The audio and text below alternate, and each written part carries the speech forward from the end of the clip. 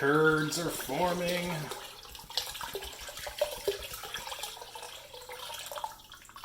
Yes, it worked. You can barely see it, but...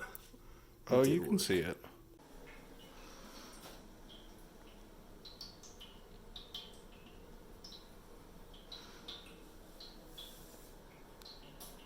All right, here's a terrifying tour of my kitchen. This is all milk punch for my buddy Ethan's wedding at various stages of filtration. We've got some coffee filter action here and here and here. We're trying to get some of this real milky stuff all taken care of.